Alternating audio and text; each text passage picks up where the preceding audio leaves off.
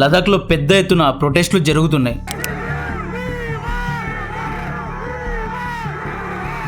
Famous పర్యావరణవేత్త, scientist, engineer అయిన సోనం వాంగ్చుక్ గారు March 7 నుండి నిరాహార దీక్షలో ఉన్నారు. ఈయన గురించి మనందరికీ తెలుసు. 3 Idiots మూవీ ఈయన నిజ జీవితాన్ని బేస్ చేసుకునే చేయబడింది. లదాఖ్లో ప్రొటెస్టులు మార్చ్ 7 నుండే జరుగుతున్నాయా అంటే లేదు, దాదాపు 3 నెలల నుండి జరుగుతున్నాయి. ఫిబ్రవరి 21 రోజు వేలల్లో లదాఖీ ప్రజలు రోడ్ మీదకి వచ్చి ప్రొటెస్ట్ చేశారు. సోనం వాంగ్చుక్ దీక్ష కారణంగా ఈ ఉద్యమం ఊపందుకుంది. Himalayas. Today I'll tell you what's happening to the glaciers in Ladakh and the Himalayas and how it's going to impact you. Hi, I'm Sonam Wangchuk. I'm starting my 15th day of climate fast. But చాలా media channels లో ఈ నిరాహార దీక్షను cover చేయడం లేదు. Video మొదలు పెట్టే ముందు ఒక డిస్క్లైమర్, ఈ వీడియో పూర్తిగా చూసే కమెంట్ చేయండి. వీడియో పూర్తిగా చూడకుండా కొంతమంది వీడు కాంగ్రెస్ పార్టీకు సపోర్ట్ చేస్తున్నాడు, అందుకే ఈ ఇష్యూ గురించి చెబుతున్నాడు అంటారు. ఇంకొంతమంది బీజేపీకే సపోర్ట్ చేస్తున్నాడని కామెంట్ పెడతారు. ఇండియన్ ఇంట్రెస్ట్ కోసం మన వీడియోస్ ఉంటాయి. రాగా అన్ఫిల్టర్డ్గా లదాఖ్ ప్రొటెస్ట్ యొక్క అన్ని వివరాలు చెప్తా. ఆ తర్వాత ఎవరిది తప్పో ఎవరిది ఒప్పో తెలుసుకునే విజ్ఞత మీది. ఇది జమ్మూ కాశ్మీర్. ఈ ఏరియా మొత్తాన్ని లదాఖ్ అంటారు. పాకిస్తాన్ ఆక్రమణలో ఉన్న గిల్గిత్ బాల్టిస్తాన్ ప్రాంతం కూడా లదాఖ్ కిందకే వస్తుంది. అయితే పీఓకేను పక్కన పెడితే ఈ బ్రౌన్ కలర్లో కనిపిస్తున్న ఏరియాలోనే ఇప్పుడు ప్రొటెస్టులు జరుగుతున్నాయి. లదాఖ్ అనేది చైనా ఆక్రమిత అక్సై చిన్తో పాక్ ఆక్రమిత కాశ్మీర్తో బార్డర్ను షేర్ చేసుకుంటుంది కాబట్టి జియో పాలిటిక్స్ పరంగా ఇది చాలా పెద్ద ఇష్యూ. లదాఖ్ ప్రజలు ముఖ్యంగా 2 డిమాండ్స్ చేస్తున్నారు. ఫస్ట్ డిమాండ్ లదాఖ్లో స్టేట్హుడ్ కల్పించాలి అని. స్టేట్హుడ్ అంటే లదాఖ్లో శాసనసభ ఎలక్షన్స్ నిర్వహించాలి అని. ఆగస్టు 2009లో ఆర్టికల్ 370, ఆర్టికల్ 35A రద్దయిన తర్వాత జమ్మూ కాశ్మీర్ రాష్ట్రంలో ఒక భాగంగా ఉన్న లదాఖ్కు యూనియన్ టెరిటరీ కేటగిరీ ఇచ్చారు. అంటే కేంద్ర పాలిత ప్రాంతంగా చేశారు అన్నమాట. అంటే లదాఖ్ను కేంద్ర ప్రభుత్వం కంట్రోల్ చేస్తుంది అన్నమాట. ఆగస్ట్ 2019 నుండి ఇప్పటి వరకు లదాఖ్లో కానీ జమ్మూ కాశ్మీర్లో కానీ ఎమ్మెల్యే ఎలక్షన్స్ నిర్వహించలేదు. సుప్రీంకోర్టు చాలాసార్లు ఈ 2 ఏరియాస్లో ఎలక్షన్స్ను నిర్వహించాలి అని కోరింది. మేబీ వచ్చే ఆగస్టు 2024లో ఇక్కడ ఎమ్మెల్యే ఎలక్షన్స్ జరగబోతున్నాయి. సోనం లీడ్ చేస్తున్న లదాఖ్ సమూహం అడుగుతున్న 2వ డిమాండ్ పేరు 6th షెడ్యూల్. 6th షెడ్యూల్ అంటే ఏంటి అని చెప్పే ముందు లదాఖ్ గురించి కొన్ని విషయాలు తెలుసుకోవాలి. లదాఖ్లో 2 డిస్ట్రిక్ట్స్ ఉన్నాయి. ఒకటి లే, 2 కార్గిల్. మొత్తం లదాఖ్ను ప్రస్తుతం కేవలం ఒక ఎంపీ మాత్రమే రిప్రజెంట్ చేస్తున్నారు. ఆ ఎంపీ పేరు జమ్యాన్ సేరింగ్ నాన్గ్యాల్. షార్ట్కట్లో ఈయన్ని JNT అంటారు. ఈయన వైరల్ పార్లమెంటరీ స్పీచ్ మనందరం వినే ఉంటాం. లదాఖ్లోని 2 డిస్ట్రిక్ట్స్లో దాదాపు 90% ట్రైబల్ పీపుల్ ఉంటారు, అంటే గిరిజనులు ఉంటారు. లదాఖ్ యూనియన్ టెరిటరీ కాబట్టి ప్రస్తుతం లదాఖ్లో బ్యూరోక్రసీ ఉంది. బ్యూరోక్రాట్స్ అంటే IAS IPS అధికారులు లదాఖ్ను పాలిస్తున్నారు. ఆగస్టు 2019 కంటే ముందు, అంటే లదాఖ్ జమ్మూ కాశ్మీర్లో భాగంగా ఉన్నప్పుడు లదాఖ్ తరపున 2 ఎంపీలు, 4 ఎమ్మెల్యేలు మాత్రమే ఉండేవారు. వీరే లదాఖ్ యొక్క లోకల్ సమస్యలను, లోకల్ ఇష్యూస్ను హ్యాండిల్ చేసేవారు. అంతేకాకుండా అప్పుడు లదాఖ్లో Ladakh autonomous hill development council అనే ఒక గ్రూప్ ఉండేది. ఈ కౌన్సిల్ లదాఖ్లో ఉన్న కొండలోయలు, లదాఖ్ యొక్క అడవులను సంరక్షించడానికి స్వయంగా చట్టాలు చేసి లదాఖ్ యొక్క పర్యావరణాన్ని కాపాడేది. ఒక రకంగా ఈ కౌన్సిల్ చిన్న సైజు ప్రభుత్వంగా వ్యవహరించేది. పెద్ద పెద్ద చట్టాలు కాకుండా చిన్న చిన్న చట్టాలు, గిరిజన తెగలకు ఏమి కావాలి, ఏముండద్దు, ఫారెస్ట్ను ఎలా రక్షించాలి, ఇలా చిన్న చిన్న డిసిషన్స్ తీసుకునేవారు.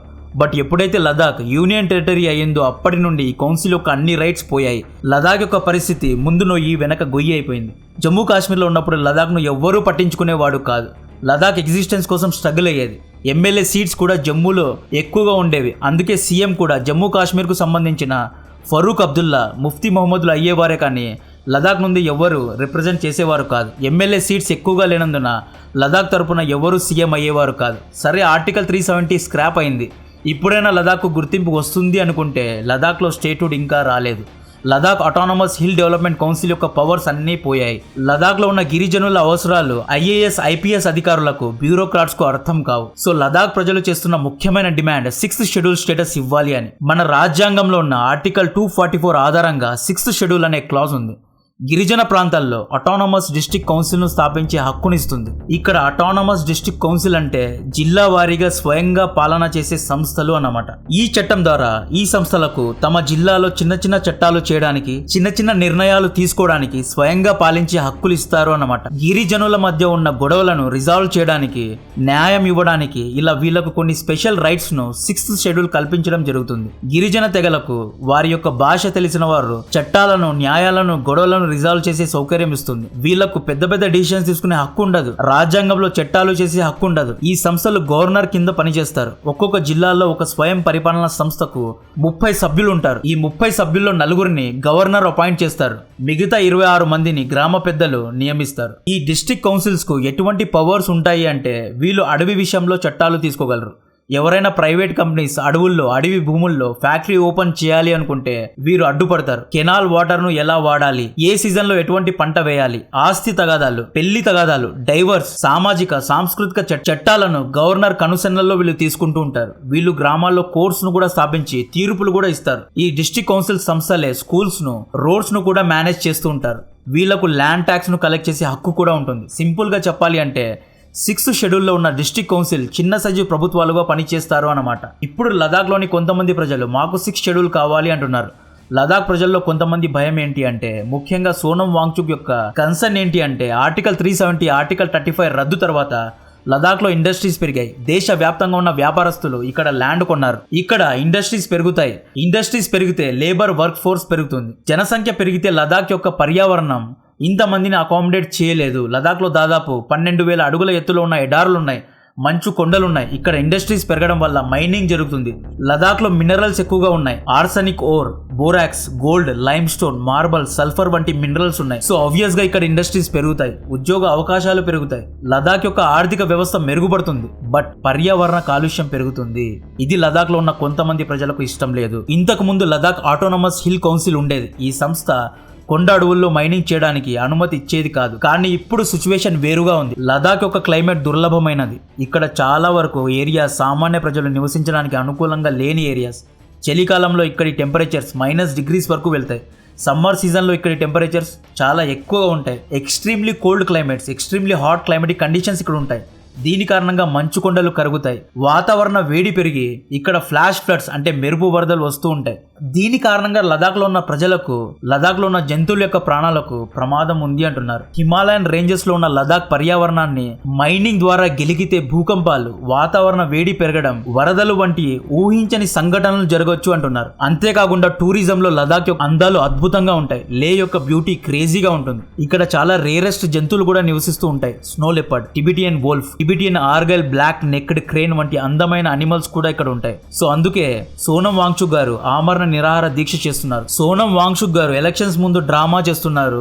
వీరి వెనక లెఫ్ట్ లిబరల్స్ యొక్క హస్తం ఉందా, ఈయన్ని కావాలనే వెనక నుండి ఎవరైనా నడిపిస్తున్నారా అనే విషయాలు కొంచెం సేపు పక్కన పెడితే ఈయన ప్రొటెస్ట్ చేస్తున్న స్టైల్ అద్భుతంగా ఉంది. సెల్యూట్ చేయాలి.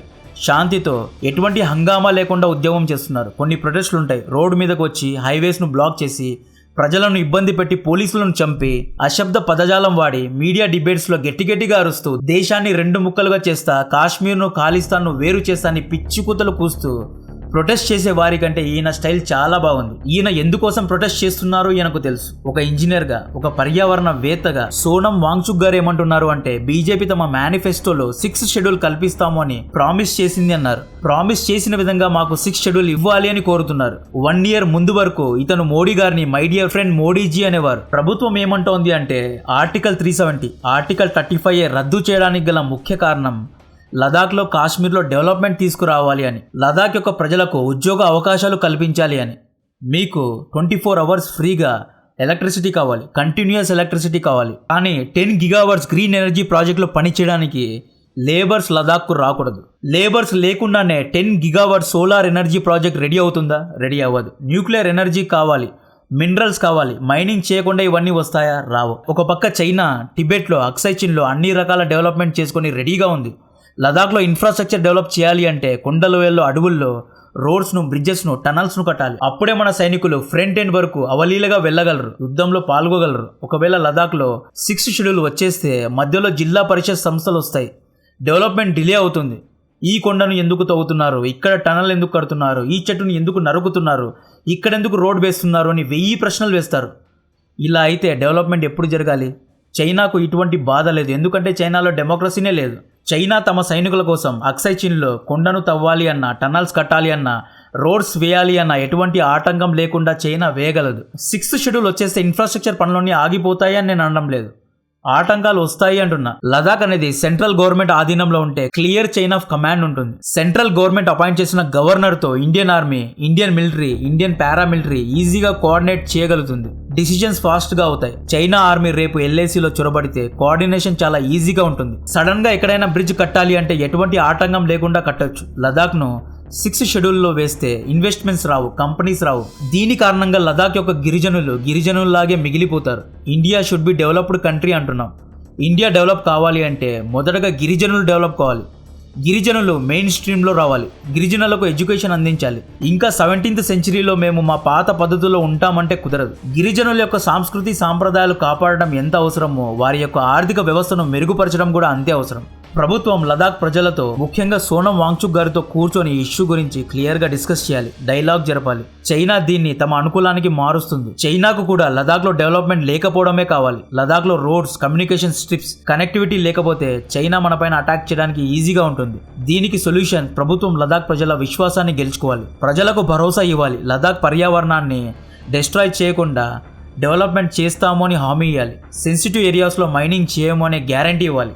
రోడ్స్, బ్రిడ్జెస్, కమ్యూనికేషన్ నెట్వర్క్స్ వంటి డెవలప్మెంట్ వర్క్స్ యొక్క నిర్ణయాలు డైరెక్ట్గా గవర్నమెంటే తీసుకోవాలి. అడవుల్లో, కొండలలో మైనింగ్ ఇండస్ట్రీస్, కంపెనీస్ ఎవరు పెట్టాలి, ఎక్కడ పెట్టాలి అనే అధికారాన్ని మాత్రమే స్థానిక సంస్థలకు ఇవ్వాలి. ఓవరాల్గా ఇన్ఫ్రాస్ట్రక్చర్, క్లైమేటిక్ కండిషన్స్ను పాడు చేయకుండా మిడ్వేలో ఒక సొల్యూషన్ను వెతకాలి. సోనం వాంగ్చుక్ గారు ఆమరణ నిరాహార దీక్ష చేసి ఇప్పటికీ 15 రోజులైంది. ఈయనకు ఏమైనా అయితే 2024 ఎలక్షన్స్కు ముందు ప్రభుత్వమే సమాధానం ఇవ్వాల్సి వస్తుంది. రాజకీయాల్లో క్షణాల్లో ఏమైనా జరగవచ్చు. ఒక చిన్న ఇన్సిడెంట్ గెలిచే యుద్ధాన్ని కూడా ఓడిస్తుంది. లదాఖ్లో కేవలం 2 ఎంపీ సీట్స్ మాత్రమే ఉన్నాయని ప్రభుత్వ పార్టీలు, ప్రతిపక్ష పార్టీలు ఇష్యూను పట్టించుకోవడం లేదు. ఇదే ఇష్యూ యూపీలో జరిగి ఉంటే ఇప్పటికీ ప్రతిపక్ష పార్టీ నాయకులు ప్రతిరోజు అటెండెన్స్ వేసేవారు. ప్రతిపక్ష పార్టీలు ప్రశ్నించాలి. ఎంపీ సీట్స్ తక్కువగా ఉన్నాయని లదాఖ్ ఇష్యూను ప్రతిపక్ష పార్టీలు పట్టించుకోవడం లేదు. సో లదాఖ్ ప్రొటెస్ట్ గురించిన పూర్తి వివరాలు ఇప్పుడు మీకు అర్థమయ్యాయి అనుకుంటున్నా. కాంటెంట్ నచ్చితే వీడియోను లైక్ చేయండి, ఛానల్ను సబ్స్క్రైబ్ చేసి అందరికీ షేర్ చేయండి. జై హింద్.